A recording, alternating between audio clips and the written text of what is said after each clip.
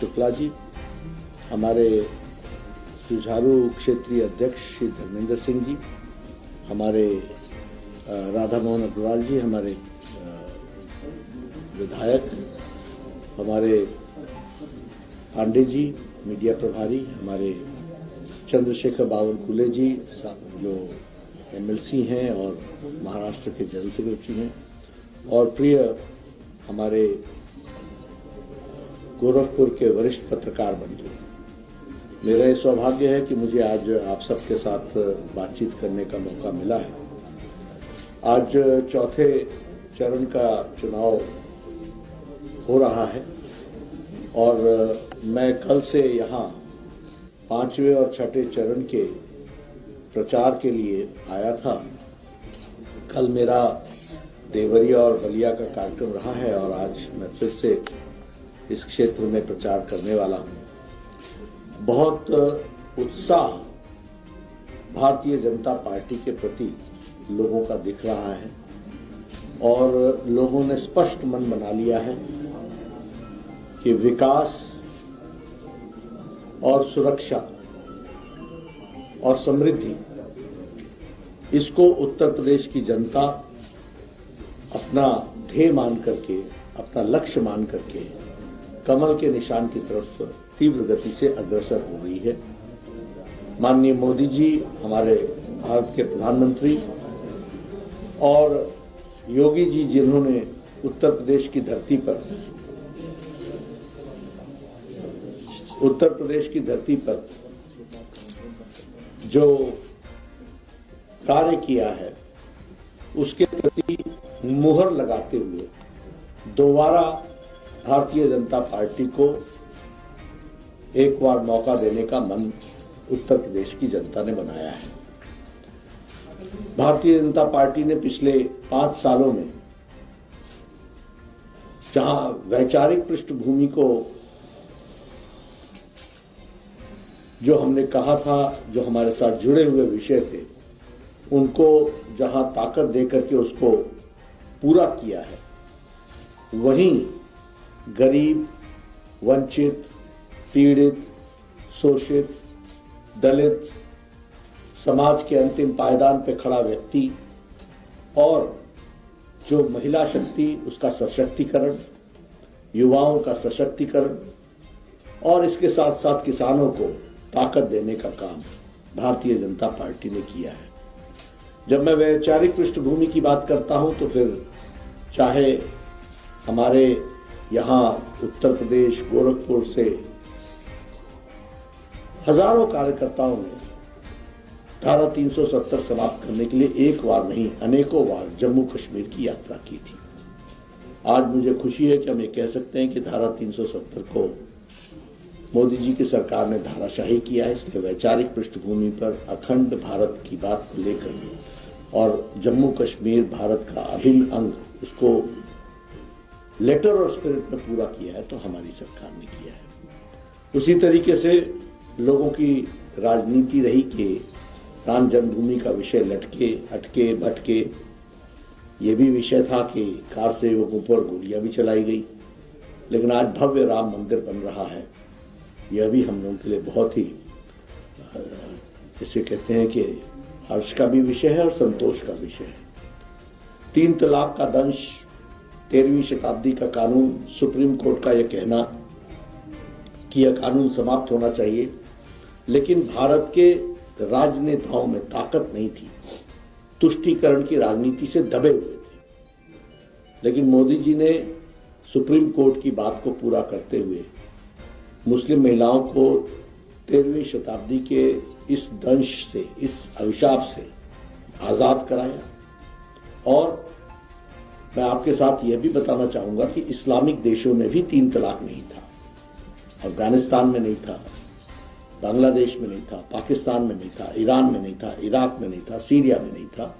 ये सब मुस्लिम देश हैं, लेकिन हमारा देश इस 13वीं शताब्दी के अभिशाप को लेकर चल रहा था, उससे भी मुक्ति दिलाने का काम हमारी सरकार ने किया है। जहां तक गरीब, वंचित, पीड़ित, शोषित की बात मैंने की, तो हमारे जितने भी कार्यक्रम हैं, फिर चाहे वो जनधन योजना के माध्यम से बिना बिचौलिए के खाते में सीधे पैसा पहुंचाने की बात हो और करोड़ों लोगों को पहुंचाने की बात हो, फिर चाहे प्रधानमंत्री आवास योजना में सीधे सीधे उनके आवास तक आवास बनाने की योजना हो और उसमें लगभग 1,50,00,000 से ज्यादा मकान बन चुके हैं और इस बार लगभग 1,60,00,000 महीने 2020 से आज दिन तक लगभग 80 करोड़ की जनता को 5 किलो गेहूं, चावल या गेहूं और दाल ये पहुंचाने का काम मोदी जी ने किया। तो इसी पर योगी जी ने भी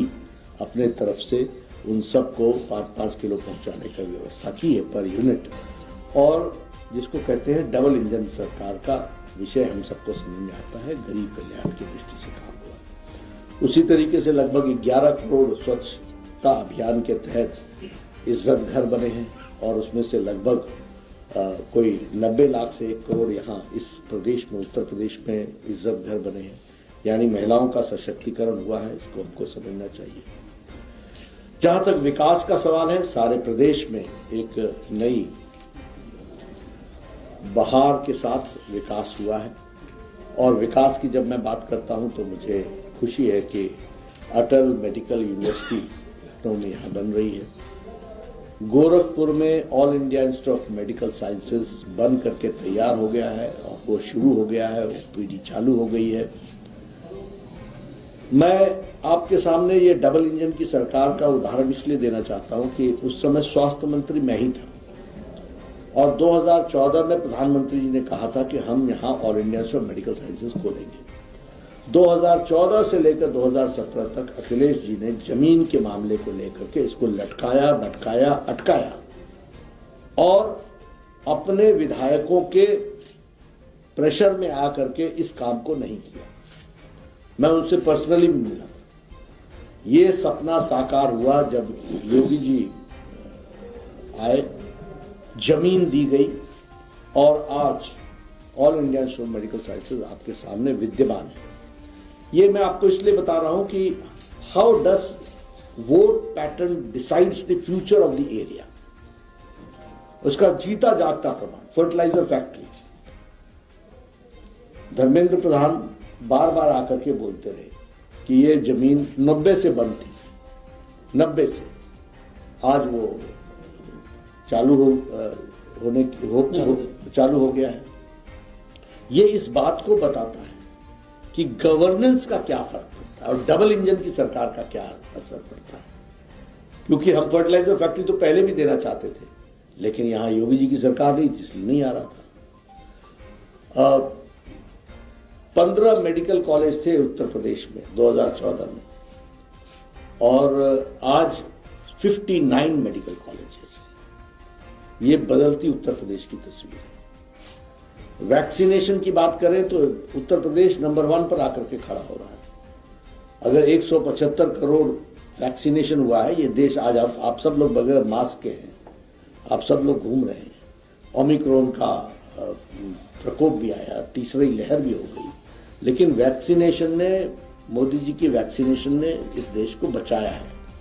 और यहां मैं चार्ज लगाता हूं अखिलेश जी पर कि उन्होंने उत्तर प्रदेश की जनता को गुमराह करने में कोई कसर नहीं छोड़ी। They are irresponsible leaders, they are charge for politics.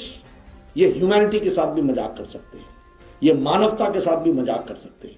इनको गद्दी और कुर्सी के सिवाय किसी चीज से प्रेम नहीं, ये मानवता के साथ मजाक है। मोदी टीका, बीजेपी टीका, आज खुद लगा के घूम रहे हैं ना मोदी टीका। इनके सारे परिवार खानदान के लोग लगा के घूम रहे हैं कि नहीं घूम रहे हैं, लेकिन उत्तर प्रदेश की भोली भारी जनता को गुमराह करने का काम किया। मैं चार्ज लगाता हूं कि इनको उत्तर प्रदेश की जनता से कतई प्रेम नहीं, इनको गद्दी से प्रेम है। गद्दी के लिए हर कुछ करने को तैयार है। मैं चाहूंगा कि जब अखिलेश जी आए तो उनसे मुद्दा उनके सामने रखिए और उत्तर प्रदेश की जनता और देश की जनता को बचाने का काम। आज अमेरिका का हाल देखो आप, आज यूरोप के देशों का हाल देखो। हमारे से अच्छे स्वास्थ्य की सुविधाएं हैं, लड़खड़ा गए, चरमरा गए। दूसरे देशों में ये बहस चलती है कि मैं वैक्सीनेशन कराऊं ना कराऊं, और यहाँ मैं भारत की जनता को नमन करता हूं जिन्होंने वैक्सीनेशन को एक अपना मिशन लिया। और ये जनसंख्या देखिए आप, 130 करोड़ की जनसंख्या है, 175 करोड़ वैक्सीनेशन लग चुके हैं, प्लस वैक्सीनेशन लग चुका है। और उत्तर प्रदेश ने नंबर 1 होकर के इसमें आगे अपने आप को बढ़ाया है। योगी जी का इसमें योगदान है। ये है डबल इंजन की सरकार, ये है मुद्दे, और इन मुद्दों को मैं रखना चाहता हूं। उसी तरीके से इस बार का बजट आया है, 60 लाख लोगों को रोजगार देने की व्यवस्था की गई है। प्रोडक्शन लिंक्ड इंसेंटिव के तहत 25,000 किलोमीटर की सड़क बनेगी, 20,000 करोड़ रुपए उसमें खर्च होंगे। 3 करोड़ 80 लाख लोगों के घर में एक साल में जल पहुंचेगा, पानी पहुंचेगा, और इसके लिए 60,000 करोड़ रुपए खर्च होंगे। 1 करोड़ 56 लाख लोगों के घरों में घर बनेंगे, 1 करोड़ 50 लाख, सॉरी, इसमें लगभग 48,000 करोड़ रुपए खर्च होने वाला है। और क्षमा कीजिएगा, 80 लाख घर बनेंगे और 48,000 करोड़ रुपए इसके लिए खर्च होगा। तो इस तरीके से विकास की एक नई कहानी उत्तर प्रदेश में और बिहार और भारत में रचने की जो बात कही गई है वो आपके सामने मैं रखना चाहता था, और मैंने इन सारे विकास के मुद्दों को आपके सामने रखा है। जहां तक सुरक्षा का सवाल है, मैं बहुत ही आपके सामने गंभीर आरोप अखिलेश जी पर लगा रहा हूं, और आपके सामने मैं तथ्यों के साथ चीजों को रखना चाहता हूं। 22/5/2007 को गोलघर गोरखपुर सीरियल ब्लास्ट हुआ था, और इस ब्लास्ट में बलदेव प्लाजा, गणेश चौराहा और जलकल बिल्डिंग में बॉम्ब ब्लास्ट हुए थे एक साथ। इसकी जिम्मेवारी इसके बाद 23 नवंबर 2007 को कचहरी ब्लास्ट हुआ था, और उसमें लखनऊ, अयोध्या और वाराणसी, इसमें एक साथ सीरियल ब्लास्ट हुआ था। और इस ब्लास्ट में 15 लोग मारे गए थे, 50 लोग घायल हुए थे। इसकी जिम्मेवारी इंडियन मुजाहिदीन और उसके साथ साथ हरकत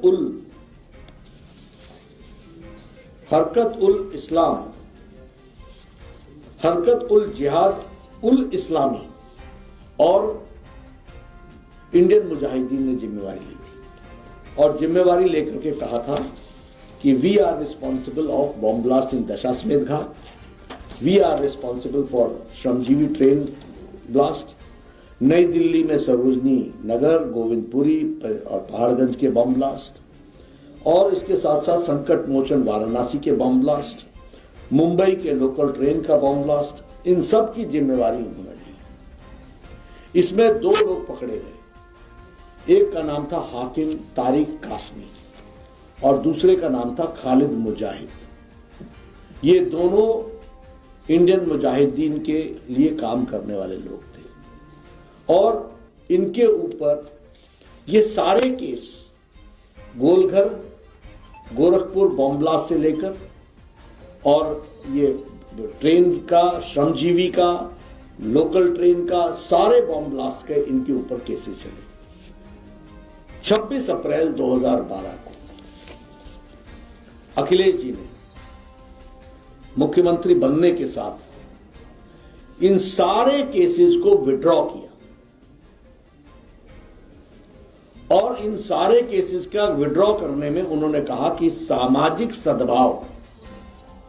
अब मैं यहां पर गोरखपुर की जनता से पूछना चाहता हूं, ये आतंकवादियों को बचाने का काम सामाजिक सद्भाव है?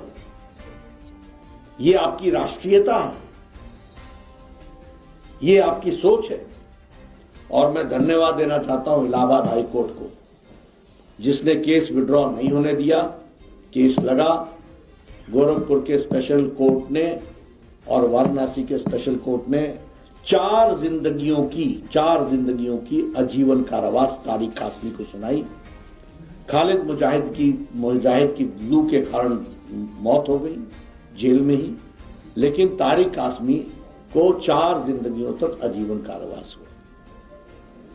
इसका केस को विड्रॉ करने का काम 26 अप्रैल 2012 को श्रीमान अखिलेश जी ने किया है।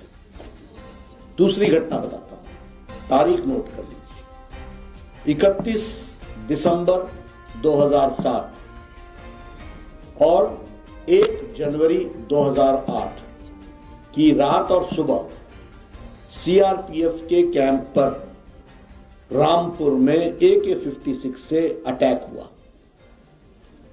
इस अटैक में 7 जवान मारे गए, 7 परिवार विधवा हो गए, बहनें विधवा हो गई, माताएं को गोद सूनी हो गई, परिवार के बच्चे अनाथ हो गए। एसटीएफ यूपी और एनआईए ने नेपाल और भारत के बॉर्डर पर एक व्यक्ति को पकड़ा जिसका नाम था शहाबुद्दीन। ये शहाबुद्दीन लश्कर ए तौयबा का भारत का कमांडर इन चीफ था, बिहार का रहने वाला था। अखिलेश जी ने यही 26/12/2012 को इनको भी माफी दी और ये केस विड्रॉ किया। इलाहाबाद हाईकोर्ट ने फिर से कहा कि यह आप विड्रॉ नहीं कर सकते हो। पूछताछ हुई शहाबुद्दीन से, 7 लोग पकड़े गए, 4 को सजाए मौत हुई और 3 को आजीवन कारावास हुआ। मैं आपके सामने अखिलेश जी से पूछता हूं कि आप प्रदेश के मुख्यमंत्री होते हुए आपने आतंकवादियों की रक्षा की और संविधान की धज्जियां उड़ाई, भारत के कानून की धज्जियां उड़ाई। आप गोरखपुर जब आए तो मेरी बातों का आप जवाब दें।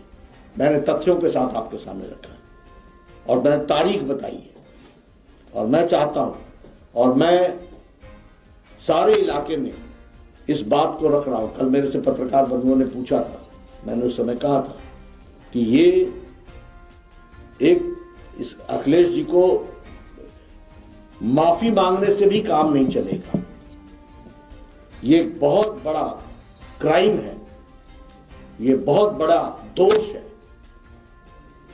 और मैं जनता से पूछना चाह रहा हूं और आपके माध्यम से पूछना चाह रहा हूं कि जिन्होंने संविधान की शपथ ली हो वो आतंकवादियों की रक्षा करें। क्या ऐसे लोग उत्तर प्रदेश के शासक बन सकते हैं? इसलिए मैं इन मुद्दों को लेकर के, सुरक्षा का मुद्दा ये छोटा मुद्दा नहीं है। आप बताइए, मुजफ्फरनगर के मुख्य अभियुक्त को उन्होंने घर में बुलाकर अपने प्लेन पर बैठाकर घर बुलाकर के भोजन कराया था कि नहीं कराया था? उत्तर प्रदेश की जनता जानना चाहती है। अभी बॉम्ब ब्लास्ट हुआ, मेरे पास वो नाम अभी नहीं है, मेरे बॉम्ब ब्लास्ट हुआ। उस बॉम्ब ब्लास्ट में अहमदाबाद में 70 मिनट में 6 बॉम्ब ब्लास्ट हुए। देश के इतिहास में 3 दिन पहले 38 लोगों को सजाए मौत हुई है। 38। उस 38 में से एक मोहम्मद सैफ है। मैं नाम गलत हो सकता है शायद इस समय, लेकिन कोई जो भी नाम है, उस नाम के सज्जन के पिताजी अखिलेश जी के साथ दिखते हैं और वो समाजवादी पार्टी के एक्टिविस्ट दिखते हैं। समाजवादी का आतंकवादियों से रिश्ता क्या है? समाजवादियों के लिए आतंकवादी इतने प्रेमी क्यों हैं? इसलिए सुरक्षा का मुद्दा बहुत महत्वपूर्ण है और सुरक्षा के मुद्दे को भी लेकर विकास, सबका साथ, सबका विकास, सबका विश्वास, एक तरफ विनाश के साथ चलने वाले लोग हैं और एक तरफ विकास के साथ चलने वाले लोग। और मेरा चार्ज है कि अखिलेश जी को सत्ता पाने के लिए उत्तर प्रदेश विनाश में जाए, कोई आपत्ति नहीं है। और योगी आदित्यनाथ के लिए उत्तर प्रदेश सिर्फ विकास, मोदी जी के नेतृत्व में सिर्फ विकास और उत्तर प्रदेश को आगे बढ़ाने का मुद्दा है। अभी पूर्वांचल एक्सप्रेस, ये गोरखपुर लिंक एक्सप्रेसवे, खुशीनगर का एयरपोर्ट, आप देखिए 5 साल में कितनी तस्वीर बदल गई है। अभी ये गोरखपुर सर्किट, बुद्ध सर्किट, ये खुशीनगर का बुद्ध सर्किट बनेगा, उसके बाद गोरखपुर से लेकर के इस जगह की तस्वीर कैसे बदलेगी? और विकास के लिए एक नया आयाम लेकर के चलने की बात है। तो आपके माध्यम से मैं गोरखपुर की जनता से अपील करना चाहता हूं कि आप गोरखपुर में तो विजय हासिल कराएंगे ही कराएंगे, लेकिन हम चाहते हैं कि आपकी आवाज और आपके माध्यम से हमारी आवाज सारे पूर्वांचल, सारे गोरखपुर क्षेत्र, इस सारे इलाके में सभी विधानसभा में हो। और मैं इलेक्टोरेट से होऊंगा कि न जात पर न पात पर भारतीय जनता पार्टी के काम पर वोट देना है। ये जो और उत्तर प्रदेश की जनता सजग हो गई है, उसको मालूम है कि उसका भविष्य किसके साथ सुरक्षित है, वह मोदी जी और योगी जी के साथ सुरक्षित है। तो मैं अपनी बात यहीं पर समाप्त करता हूं। चुनाव के प्रचार में जाना है, पर बिना आपसे मिले जाएं तो ऐसा होगा जैसे गोरखपुर में बिना दर्शन किए जाना होगा, इसलिए मैं आया। बहुत